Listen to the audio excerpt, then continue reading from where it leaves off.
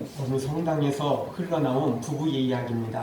아내가 남편에게 물었습니다. 당신 우리 앞에 앉아있던 여자의 옷을 자세히 봤어? 돈은 많이 주었나 본데 통 어울리질 않아. 그러면서 또 한마디 또 합니다.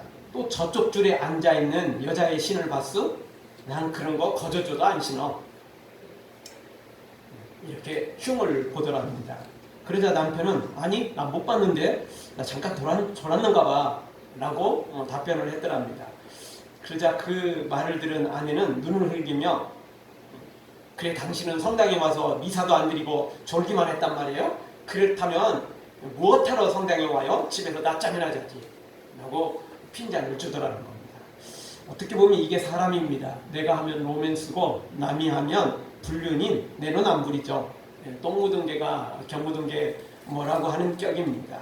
자기가 한 것은 생각지 않고 남만 탓하는 게 그게 그 사람의 모습이라고 할 수 있습니다. 물론 모두가 그런 건 아닙니다. 그런데 사실 우리조차도 결정적인 순간에는 나도 모르는 사이에 그런 경향들이 있다는 것은 부인하기는 어렵습니다.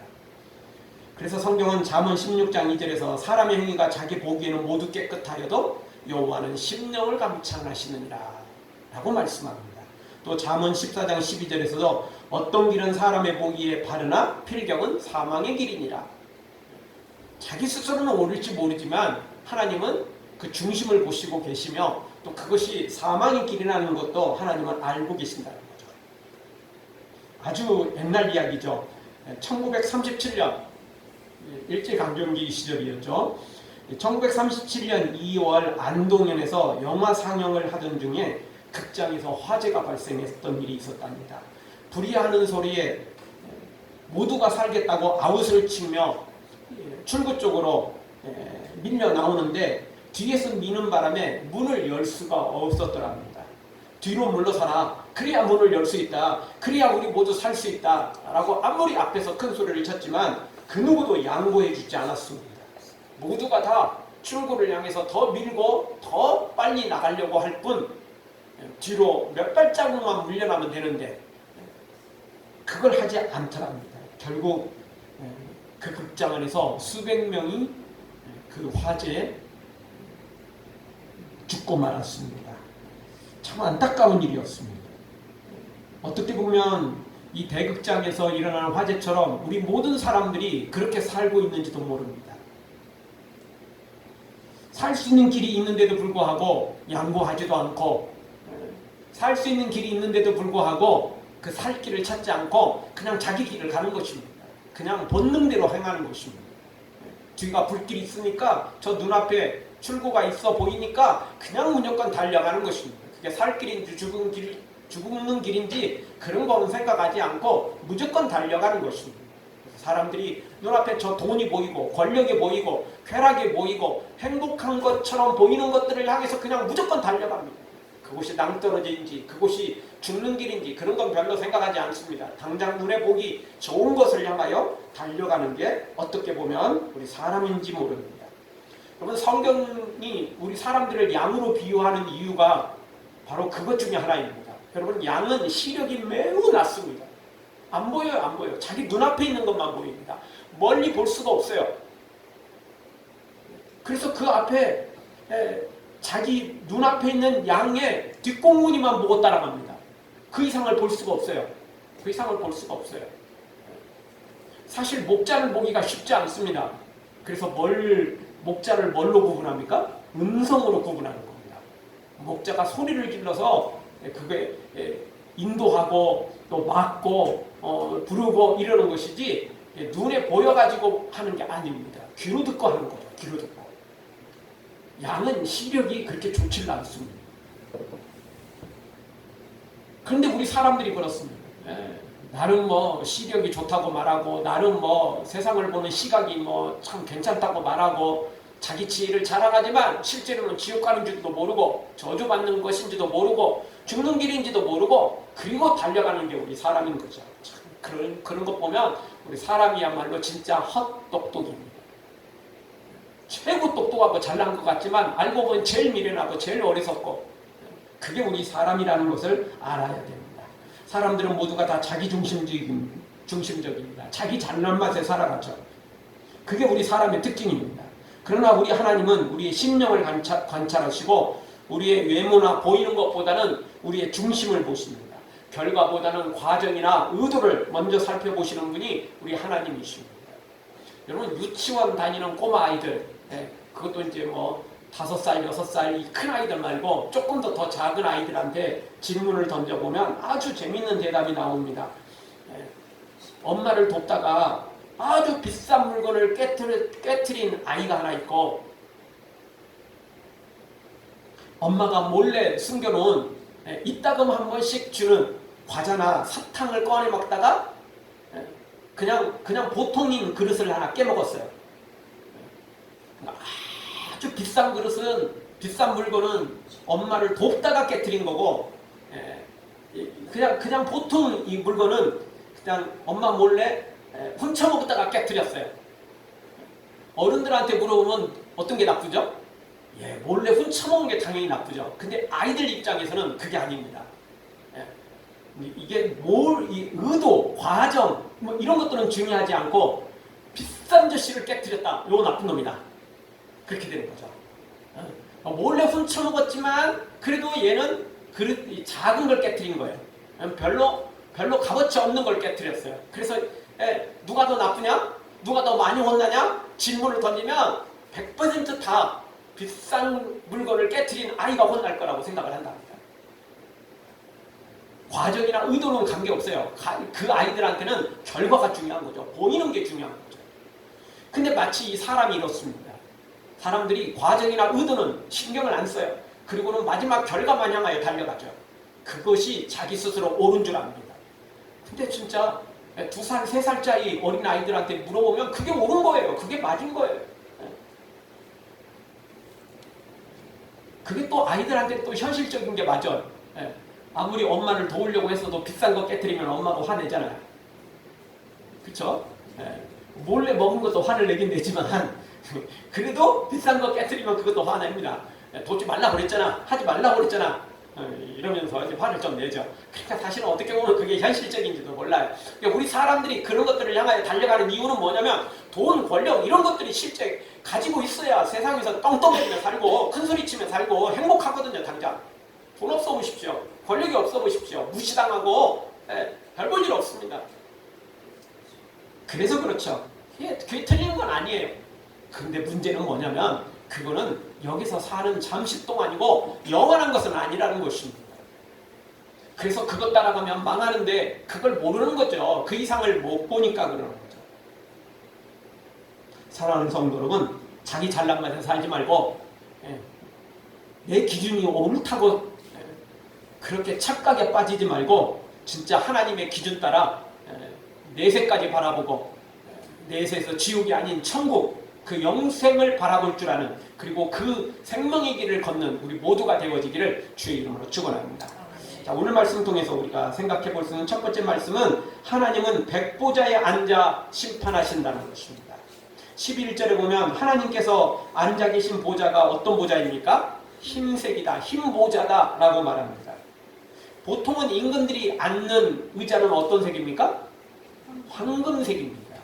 황금색 의자에 보석들이 박혀있고, 그리고 황금 면류관을 쓰는 거죠.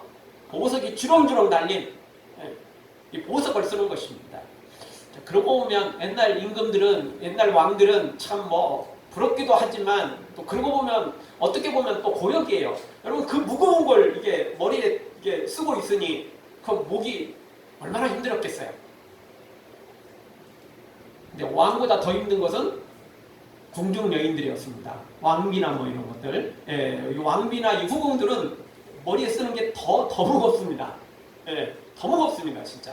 옛날에 또 머리도 길었잖아요.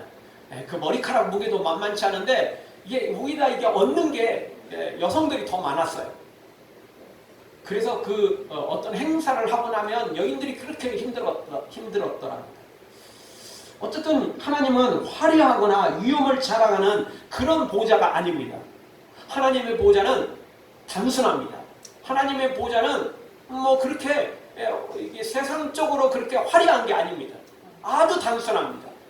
단 하나의 특징이 있다면 그거는 흰색이라는 겁니다. 흰 모자예요. 백보자입니다. 백보자.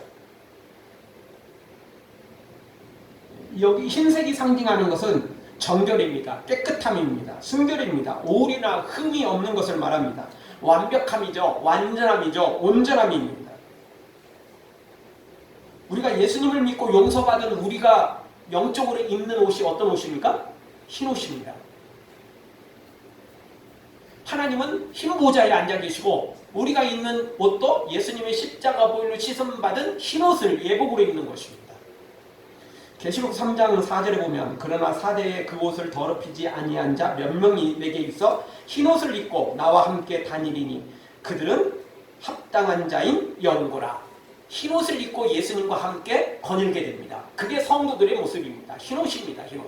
깨끗한 옷이죠. 정결하고 순결한 옷이죠. 또 계시록 6장 11절에도 이렇게 말합니다. 각각 저희에게 흰 두루마기를 주시며 흰색 옷입니다. 또 계시록 7장 9절에서도 큰 무리가 흰 옷을 입고 손에 종려 가지를 들고 보좌옷과 어린 양 앞에 서서 어떤 옷을 입었어요? 흰 옷을 입었어요. 이 성도들이 입는 옷은 흰 옷입니다. 또 계시록 2장 17절에 보면 귀 있는 자는 성령이 교회들에게 하시는 말씀을 들을지어다 이기는 그에게는 내가 감추었던 만나를 주고 또 흰돌을 줄 터인데 여기도 흰돌을 줍니다. 흰돌. 네. 하늘의 것은 다 하얀 것들이 많습니다. 어두운 게 아니에요. 칙칙한 게 아닙니다. 네. 밝고 환하고 깨끗하고 순결하고 온전하고 이런 것들이 천국의 특징입니다. 네. 뒤에서 뭐 꼼수 쓰고 뒤에서 뭐 딴짓하고 뭐 이런 게 없어요. 천국에는. 어두운 게 없습니다. 하나님께서 이 백보자에 앉아 심판하시는 장면. 그래서 우리가 백보자 심판, 백보자 심판. 그래서 그렇게 말하는 겁니다. 바로 이 백보자 심판을 의미하는 것은 오류가 없다는 것입니다. 단 하나의 흠이나 실수도 없다는 것입니다. 하나님의 심판이 100% 깨끗하고 100% 온전하다는 말입니다. 여러분 세상의 재판은 오류투성이가 많습니다. 그래서 1심, 2심, 3심에서 뒤집하기도 하지만 대법원 판결이 난 걸 또 재심할 때가 있잖아요. 20년, 30년, 50년 이렇게 지났는데도 불구하고 심지어 재판을 받은 그분은 고인이 됐고 그 자녀들이 또는 손주들이 다시 재심을 신청해가지고 그걸 명예를 회복하는 것도 많잖아요. 생각보다 많습니다. 세상의 판결은 이렇게 힘이 작용합니다. 권력이 작용하죠. 돈과 인맥이 작용합니다. 그래서 유전무죄, 무전유죄라는 말이 나온 겁니다. 권력에 따라서 정부에 따라서 다른 판결이 나오기도 하는 거죠. 그러나 하나님의 재판은 그 누구도 돈이나 권력, 인맥이 작용할 수가 없습니다. 로비를 할 수 없기 때문에 그렇습니다. 이 부분을 우리가 조금 이따 다시 한번 좀 더 생각해 보기로 하고 어쨌든 하나님은 흰 보좌에 계십니다. 백보좌에 계신다는 거죠. 흠이 없어요. 오류가 없어요. 절대 하나님에게는 다른 것들이 개입될 수가 없다는 겁니다. 가장 깨끗하고 가장 완전하고 가장 공평하고 가장 공의로운 분이 우리 하나님이시라는 겁니다. 여러분 하나님은 모든 걸 다 할 수 있지만 하나님이 못하시는 게 있어요. 그게 뭡니까? 죄 짓는 거 못합니다. 불공평하게 판결하는 걸 그걸 못하십니다. 하나님은 차별하는 걸 못하십니다. 하나님은 악한 것을 못하십니다. 그걸 하나님은 절대 못하세요. 하나님의 속성상 그거하고는 안 맞아요. 어둠하고는 안 맞는 것입니다. 하나님은 깨끗하고 하나님은 거룩하고 하나님은 온전하고 하나님은 공의롭고 이게 하나님의 특징입니다. 이게 하나님의 속성입니다. 시쳇말로 하나님에게서 그런 것 빼면 진짜 시체예요. 시체. 하나님은 오직 그 아름다운 것들, 온전한 것들, 거룩하고 깨끗한 것들을 갖고 계십니다. 그래서 하나님이 하시는 판결도 하나님이 하시는 재판도 하나님이 행하시는 모든 일도 다 그와 같습니다. 원래 악인에게서는 나쁜 말이 나오고 나쁜 행동이 나옵니다. 의인에게서는 좋은 말이 나오고 좋은 행동들이 나오게 돼 있어요. 콩을 심으면 콩이 나오는 거고 팥을 심으면 팥 나오게 돼 있어요. 사탄이 심고 나오는 것은 죽이고 멸망시키는 거지만 하나님에게서 나오는 것은 거룩하고 의롭고 아름답고 공평한 것들만 나오게 돼 있습니다.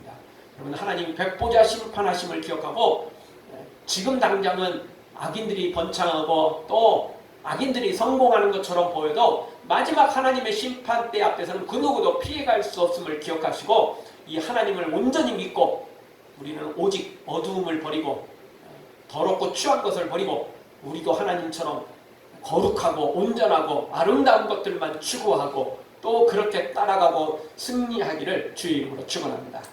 다 같이 따라서 한번 하겠습니다. 하나님은 가장 거룩하고 공의로우신 분입니다. 흰보자입니다. 백보자입니다. 오류 흠이 하나도 없습니다.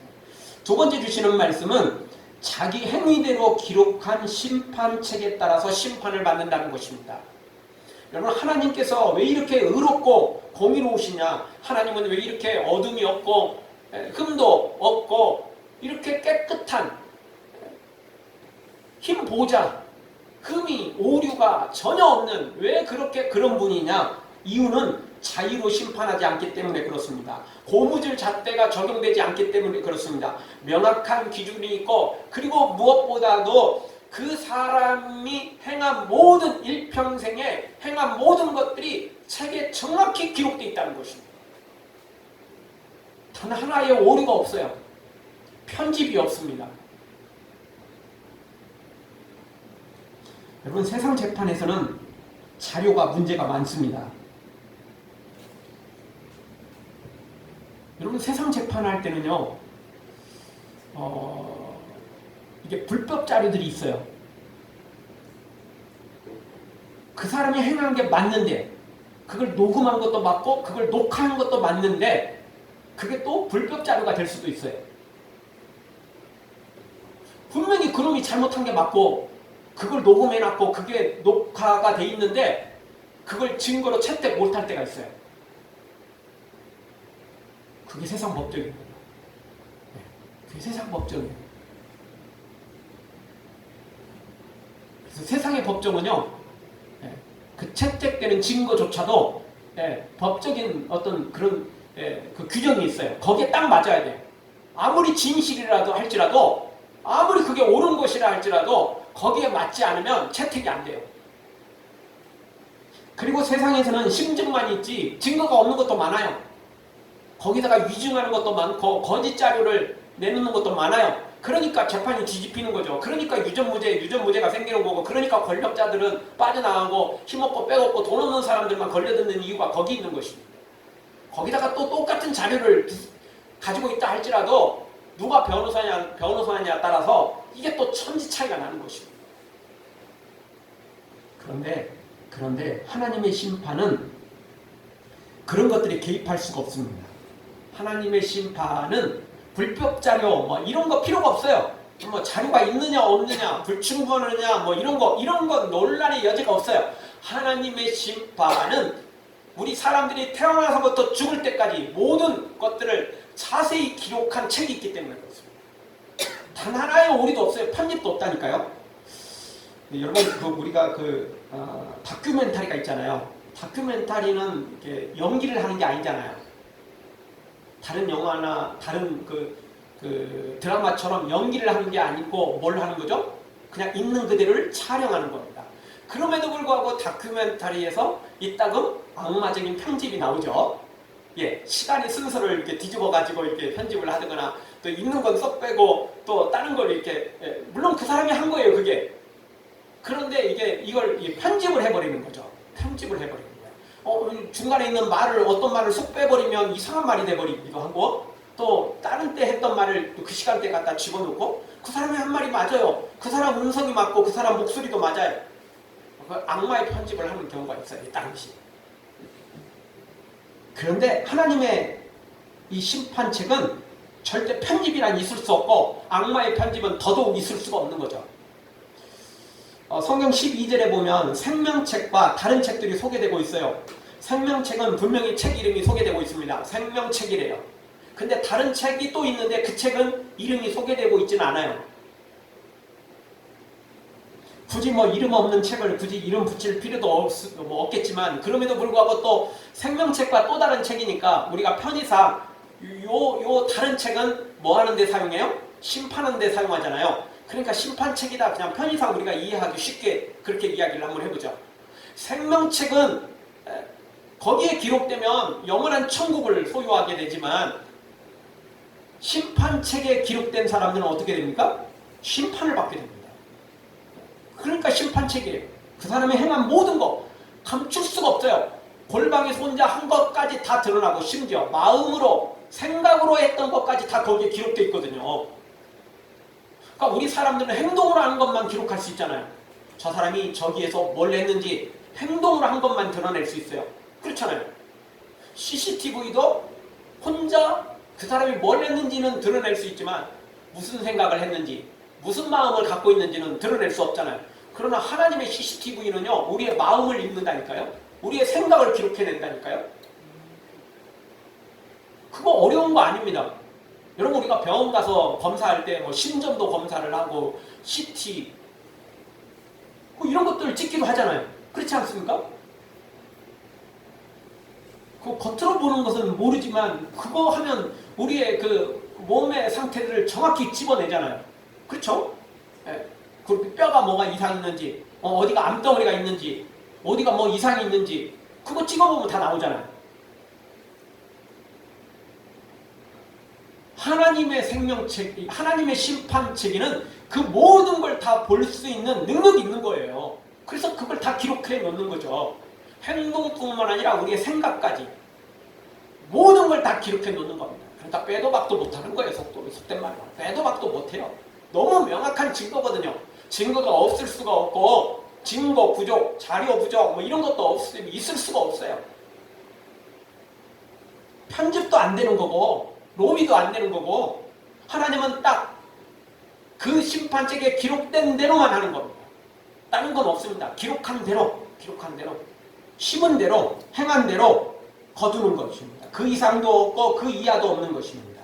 오늘 성경 12절을 한번 보죠. 12절 우리 한 목소리 한번 다 같이 읽겠습니다. 또 내가 보니 죽은 자들이 물은 대서하고 그 보호자 앞에 섰는데 책들이 펴있고 또 다른 책이 펴졌으니 곧 생명책이라. 죽은 자들이 자기 행위를 따라 책들에 기록된 대로 심판을 받으니. 아멘. 어떻게 심판을 받아요? 책들에 기록된 대로. 자의적으로 하지 않습니다. 로비에 따라 하지 않아요. 고무줄잣대 없습니다. 여러분 세상의 법들은요 진짜 고무줄입니다. 진짜 고무줄이에요. 판사에 따라 다 달라요.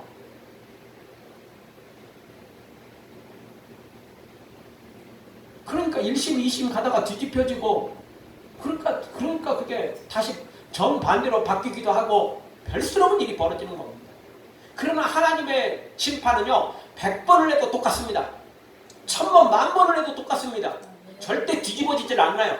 뒤집어지는커녕 그 형벌이 단 하나의 오차도 없어요. 완벽해요, 완벽해. 100번, 1000번, 10,000번을 해도 똑같습니다. 똑같아요. 단 하나도 틀리질 않아요. 1% 아니 0.0000%의 오류도 없어요. 요즘에 그 일본이 그 반도체에 대한 그런 것들 이렇게 수출을 막는 바람에 이제 퍼센트에 대해서 국민들이 좀 알게 됐잖아요. 그 수수하게 이게 100%에 갖고 와야 되는데 99.9999% 정도 또 안 되는 게 많아요. 반도체를 만드는 데 있어서는요 99.9999%대도 그것도 안 되는 게 그것도 문제가 생기는 거예요. 그거보다 구를 몇 개를 더 붙여야 돼요. 그러니까 오류가 거의 없는 거죠. 그렇죠? 그래야 진짜 반도체가 나오는 거예요. 일본이 그런 세계 시장을 거의 다 잡고 있잖아요. 그거 다른 나라들도 만드는데 그 다른 나라들은 99.99 정도밖에 안 된다는 거예요. 그래서 이렇게 초기에 사용하고 다른 용도로 조금 이제 사용하지 진짜 마지막 공정에서 사용하는 거 중요한 공정에서 사용하는 것들은 거의 일본 거라는 거예요. 왜? 거기는 99.999 정도가 아니고 거기에 구를 또 몇 개를 더 붙일 정도로 오류가 없는 거예요. 그런데 하나님은 99.999가 아니고 100%예요. 하나님의 오류는 당연히 0%죠. 하나님의 판결의 정직성은 정확성은 100%고 오류는 0%예요. 있을 수가 없어요. 오류 자체가 있을 수가 없어요. 왜냐하면 행한 대로거든요. 심은 대로거든요. 그걸 편집이 안 돼요. 편집이 안 돼요. 행동뿐만 아니라 생각까지 다 기록하는데 어떻게 오류가 나올 수 있겠어요? 하나님은 정확하시죠. 사랑하는 성도 여러분, 우리의 행위대로 기록되는 책이 있음을 두려워하면서 우리는 항상 믿음으로 선을 행하여 하나님 앞에 심판이 아니라 하나님 앞에 큰 상급을 면류관을 취하는 복된 길 걷기를 주의 이름으로 축원합니다. 우리 다 같이 다시 한번 따라서 하겠습니다. 악인들은 자기 행위대로 심판받게 됩니다. 반드시 심판받습니다. 지금은 떵떵거리고 잘나고 잘 먹고 잘 살지 모르지만 마지막 심판대 앞에서는 반드시 심판받습니다. 단 하나도 오류가 있을 수 없고 피해갈 수도 없습니다. 마지막 세 번째 주시는 말씀은 생명책에 기록되어야 구원을 받는다는 것입니다. 15절을 우리 다 같이 보겠습니다. 같이 읽습니다. 누구든지 생명책에 기록되지 못한 자는 불못에 던지우더라. 생명책에 기록되어야 됩니다. 여기 책들이 기록되어 있다고 그랬죠. 예, 생명책이 있고 일명 이제 심판책입니다. 심판책에 기록된 사람들은 다 심판을 받게 되고 행한 대로 이제 지옥에 떨어지죠. 똑같은 지옥이 아닙니다. 천국도 똑같은 천국이 아니듯 지옥도 똑같은 지옥이 아닙니다. 행한 대로 이제 심판을 더 받습니다. 근데 천국에서도 역시 상급 차이가 나죠. 물론 천국의 상급 차이는 또 다른 계급이나 또 다른 차별은 아닙니다. 그렇다면 천국이 아니잖아요. 쟤는 상급을 많이 받았으니까 쟤는 행복하고 쟤는 조금 더 권력을 많이 갖고 이러고 나는 조금 덜 했으니까 나는 천국에서도 쫄짜고 쫄병되고 눈치 봐야 되고 이러면 이제 우리는 천국 들어가면 그럼 천국이 아니잖아요. 그러니까 사실 여기서 우리의 기준으로는 천국을 판단할 수가 없어요. 천국에 분명히 상급 차이가 있지만 그러나 그것 때문에 기죽고 그것 때문에 우리 창피하고 나는 상급이 작으니까 그냥 기죽어 갖고 정말 저 뒷공문에 있고 이러면 천국이 아니잖아요, 솔직히. 그런데 또 천국에 상급 차이가 있어요. 그러니까 천국 가봐야 아는 겁니다. 여기서는 몰라요. 여기서는 모릅니다. 근데 약간 이제 이해할 수 있는 것은 제가 설교 시간에도 한두 번 이야기를 말씀드렸지만 우리 올림픽이나 이런 거 땄을 때 보면 금메달 따는 친구들 되게 좋아하잖아요. 다 오는 것처럼. 근데 은메달 딴 친구들은 대체적으로 고개 숙이고 별로죠. 쟤만 이겼으면 마지막 게임만 이겼으면 금메달인데 그 마지막 게임 지는 바람에 그렇게 되는 거예요. 근데 동메달 딴 친구는 어떻게 되죠? 은메달 딴 친구보다 도리어 더 기뻐합니다. 이게 조금만 미끄러졌으면 조금만 실수했으면 메달에서 미뤄졌거든요. 메달에서 떨어졌거든요. 그런데 진짜 어떻게도 마지막 결승까지는 못 올라갔는데 그래도 마지막 게임 이겨가지고 동메달 딴 거예요. 그렇게 생각하시면 될 것 같습니다. 분명히 금메달 딴 사람이 제일 행복하고 은메달, 동메달, 4등, 5등 이런 순서대로 행복해야 될 것 같은데 반드시 그렇게 되지는 않습니다. 반드시 그렇게 되지는 않습니다. 동메달 딴 친구가 더 행복할 수도 있고 심지어 4등, 5등 메달을 못 땄는데 아깝게 메달 못 땄는데도 불구하고 거기서 진짜 1등한 것만큼 환호하는 사람들도 있어요. 왜? 그 사람은 겨우 올림픽에 나가기도 어려운 사람인데 나가가지고 그 마지막까지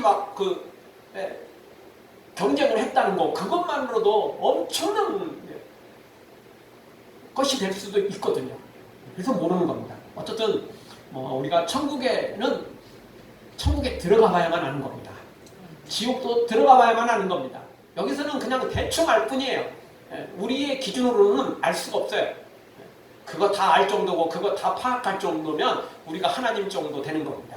근데 우리는 그 정도는 못 되는 겁니다. 그냥 감으로 아는 겁니다. 그냥 그러려니 천국은 좋고 지옥은 절대 갈 수 없고 왜? 불못이니까. 요즘 너무 덥잖아요. 이번 주만 지나면 열대야 끝납니다. 이번 주 중부터 열대 없어진다고 그러더라고요. 이렇게 더운데 불 앞에 서 있으면 그러니까 참 요리하는 우리 여성들이 참 고생은 고생이에요. 사실은 날씨도 더운데 그냥 불 앞에 있으니까 우리 점심 먹을 때도요 진짜 맛있게 감사히 먹어야 됩니다. 아침부터 땀 뻘뻘 흘려가면서 일하고 있잖아요. 다 누구나 다 화장 이쁘게 하고 와서 에어컨 앞에서 앉아서 그러고 있고 싶지, 누가 아침부터 그냥 땀 뻘뻘 흘리면서 그러고 이러고 싶겠어요. 그래서 참 이 지옥은 이렇게 더운 날씨인데도 불구하고 불이 있다는 거죠. 불못입니다. 불못입니다. 근데 물 한 방울 얻을 수 없고, 에어컨은 뭐 꿈도 끌 수 없고, 불이 막 타오르는데 그런 지옥이라는 거죠. 그러니까 우리는 죽어도 정말 생명책에 기록돼야 됩니다. 심판책에는 절대 안 됩니다. 죽는 한이 있어도 심판책에서는 빠져나와야 됩니다. 정말 젖먹던 힘 다 동원하고 진짜 죽는 한이 있더라도 우리의 이름을 생명책에 끼워 넣어야 됩니다. 죽어서는 안 됩니다. 지금 살아있을 때 우리 예수님께 로비를 해야 됩니다. 근데 예수님께 로비하는 길은 다른 길이 없어요. 돈으로 안 됩니다. 백으로 안 돼요. 오직 믿음으로만 가능합니다. 오직 믿음으로만 가능합니다. 오직 헌신으로, 충성으로만 가능한 것입니다. 다른 것은 없습니다. 지금 믿음으로 충성해야 되는 것입니다. 지금 헌신해야 됩니다. 2차 세계대전 당시 일어난 일입니다. 태평양 해전에서 미국 함대가 일본군의 어뢰를 맞아서 침몰하게 되었답니다. 그때 그 배에 군에 있는 목사님들, 군목이라고 하죠. 군에 있는 목사님들이 5분이 구명대를 가지고 함대에 타고 있었더라 합니다. 그런데 이 함대가 결국 침몰하게 되었는데, 이 군목 5분이 기관실에 있는 군인들을 생각하고는 그 구명대를 그들에게 가져다 주었고, 그 5분의 목사님들은 그냥 그대로 태평양에 그냥 순교하고 말았습니다. 처음 이야기했던 1937년 그 2월 달에 벌어졌던 극장에서 벌어졌던 그 사건과는 너무 대조적이지 않습니까? 누구나 살겠다고 뒤로 2-3발자국만 밀려나면 문을 열 수 있고 다 빠져나갈 수 있는데, 그걸 못하는 사람이 있는 반면, 여기 남의 것도 아니고, 그리고 어디 딴 곳에 모여 있는데 순서대로 가져가는 것도 아니고, 그냥 각자 주어진 건데, 그 목사님들에게 그 구명정이 주어졌던 거죠. 그런데도 그걸 양보하는 이유가 뭡니까? 천국에 소망이 있기 때문에. 어차피 사람 생명은 오래 사나 빨리 가나 그 몇십 년 차이일 뿐이고, 진짜 우리가 갈 곳은 진짜 천국이니까. 그러니까 이 목사님들은 천국에 대한 소망이 있으니까, 그래서 더 젊은 군인들에게 그걸 양보를 했다는 거 아니겠습니까? 천국을 소망하며 살아야 됩니다.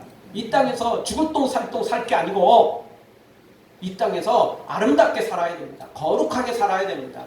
우리가 백보자에 앉으신 우리 하나님처럼 우리도 흰 옷을 입고 나가야 되는데, 더럽고 추한 옷을 입으면 안 되잖아요. 흰 옷을 입어야 됩니다. 깨끗한 옷을 입어야 됩니다. 우리도 선하게 거룩하게 믿음으로 살아야만 되는 것입니다. 우리 모두 다 예수님을 믿고 우리의 지은 죄는 다 회개해서 용서받고, 그리고 이제 더 믿음으로 더 거룩하게, 더 선하게, 더 의롭게 살아서 우리 하나님 앞에 생명책에 기록된 대로 우리의 행한 대로 천국에서 상급을 고스란히 다 받아 누리는 우리가 되어지길 주의 이름으로 축원합니다. 아멘. 기도하겠습니다. 통솔 한번 기도하며 나가기를 원합니다.